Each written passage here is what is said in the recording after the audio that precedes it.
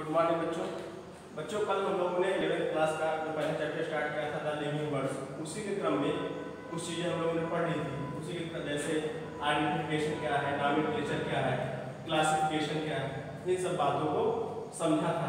ठीक, और ये एक तरह से कह सकते हैं बेसिक्स हैं या आधारभूत चीज़ें हैं जिनको जानना आवश्यक था। और उसी के क्रम में हम लोगों ने टैक्सोनॉमी एंड सिस्टमैटिक्स ये समझाते हैं कोई जीव पादप हो जाएगा, कौन सी मुख्य बातें उसकी ली जाएंगी जिसके आधार पर उनका वर्गीकरण होगा। ठीक, जैसे जो है आइडेंटिफिकेशन करना, नामकरण करना, क्लासिफिकेशन करना, ये सब मुख्य बातें कुछ थी।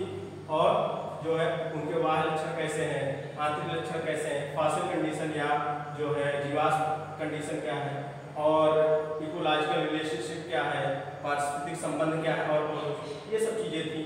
अब उसी के क्रम में हम लोग अगली हेडिंग टैक्सोनॉमी फैक्सी या वर्गीकरण की पदानुक्रम पढ़ेंगे। टैक्सोनॉमी फैक्सी या वर्गीकरण पदानुक्रम एक ऐसा अनुक्रम होता है जिसके द्वारा क्रमबद्ध रूप से किसी भी जीव या पादप का वर्गीकरण किया जाता है। ठीक, और प्रत्येक अनुक्रम को टैक्सॉन कहते हैं और संपूर्ण सभी को मिलाकर के टैक्सा कहते हैं। टैक्सा सिंगुलर नंबर एकवचन, टैक्सा जो है बहुवचन। तो अगर वर्गीय पदानुक्रम कल भी हमने समझा था, इसको देखा जाए, वर्गीय पदानुक्रम में जो सबसे ग्रेटर होता है, बड़ा होता है, वो सबसे ऊपर होता है किंगडम। उसके बाद फाइलम में संघ आता है, फिर क्लास आता है, ऑर्डर आता है, फैमिली आती है, जीनस आता है, स्पीशीज। सबसे बड़ी इकाई क्या होगी वर्गीकरण में कि या वर्गीय पदानुक्रम की किंगडम हो गई, और सबसे छोटी क्या हो गई, स्पीशीज या जो है जाति हो गई। इस पूरे अनुक्रम को मिलाकर क्या कहते हैं, टैक्सोनॉमी फैक्सी। अब कुछ एक दो पॉइंट है टैक्सोनॉमी फैक्सी में जिनको समझना आवश्यक है, कुछ एक दो बिंदु है जिनके आधार पर हम वर्गीकरण करते हैं। जैसे कि वर्गीकरण में जितने किंगडम के नीचे ग्रुप होंगे या जितने जो है टैक्सान होंगे, उनमें जो भी जीव आएंगे उनके लक्षणों में कुछ ना कुछ समानता होगी, तभी उनको एक साथ रखा गया है, वर्गीकरण एक साथ किया गया है। उनके कुछ ना कुछ ऐसे लक्षण होंगे जो समान दिखाई देंगे, तभी वर्गीकरण के क्रम में उनको एक साथ रखा गया है। ठीक, और कुछ में भिन्नताएं होंगी, उनको अलग किया जाता है। अब और दूसरी चीज, दूसरा पॉइंट कि वर्गीकरण के क्रम में जो सबसे बड़ी इकाई होती है वर्गीकरण, वो किंगडम मानी जाती है, और जो सबसे छोटी इकाई होती है वो स्पीशीज मानी जाती है। इस पूरे अनुक्रम को टैक्सोनॉमी फैक्सी या वर्गीय पदानुक्रम कहते हैं। और वर्गीय और एक को ईच कार्ड टैक्सान कहते हैं, TAXAN। और जो है अगर सभी को मिला करके बहुवचन के रूप में कहा जाए तो टैक्सा कहते हैं। ये तो हो गए बच्चों वर्गीय पदानुक्रम या टैक्सोनॉमी फैक्सी, इंपॉर्टेंट है। उसके बाद बच्चों जो अगला बिंदु आता है टैक्सोनॉमी फैक्ट्स या टैक्सोनॉमी फैक्ट्स, ये होते क्या या वर्गीय उपक्रम। टैक्सोनॉमी फैक्ट्स से कह सकते हैं एक ऐसे माध्यम है जिनके द्वारा लिविंग अवस्था में या जीवित जीवों का या पादपों का, जीवित जीवों का अथवा मृत या फॉसिल अवस्था में पाए जाने वाले पादपों का संग्रह या संरक्षण किया जाता है। ठीक, अभी आगे आप बताएंगे समझ में आएगा।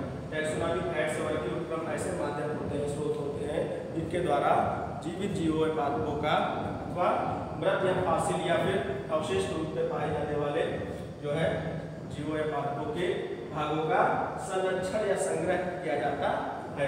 और ये लाभ किसमें लाभ प्राप्त कराता है या फिर लाभ इससे क्या होता है बच्चों, टैक्सोनॉमिक दृष्टिकोण से वर्गीय उपक्रम का बड़ा महत्व है। वर्गीकरण में नए पादप खोजे जाते हैं या फिर जो है जीव जंतु खोजे जाते हैं, उनके अध्ययन में उपक्रम सहायता करते हैं। किस प्रकार से करते हैं आगे आपको समझ में आएगा। बच्चों वर्गीय उपक्रम मुख्यतः 4 प्रकार के होते हैं।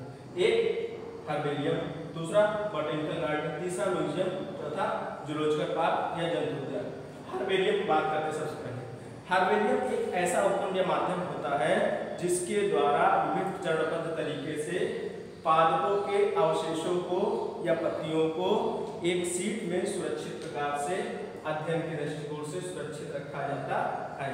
हर्बेरियम एक ऐसा उपक्रम या माध्यम होता है जिसके द्वारा पादपों के अवशेषों को या फिर फॉसिल्स को या फिर पत्तियों को जो है सीट में या फिर पेज में जो है लेबलिंग करके ड्राइंग प्रेसिंग चरणबद्ध तरीके से संग्रह करके उसको रखा जाता है। इसके लिए अलग अलग जो है स्थानों पर संस्थाएं भी बनाई गई है।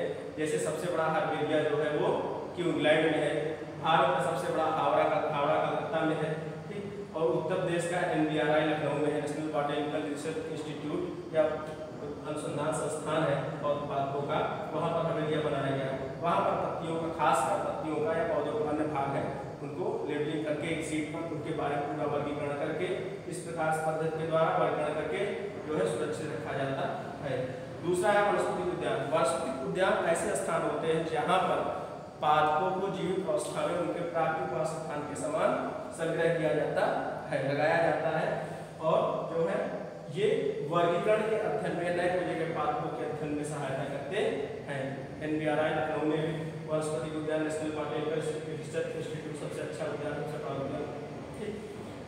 ये तो दोनों ऐसे हो गए। उसके बाद बच्चों म्यूजियम या संग्रहालय। संग्रहालय ऐसे स्थान होते हैं जहाँ पर जो है जंतुओं के अवशेषों को या भागों को, ठीक, सुरक्षित संग्रह करके रखा जाता है अध्ययन के दृष्टिकोण से। अब इसके बारे में बच्चों म्यूजियम के बारे में, संग्रहालय के बारे में डिटेल थोड़ा लंबा है ये, इसको बाद में अगले वीडियो में बताया जाएगा। थैंक यू बच्चों।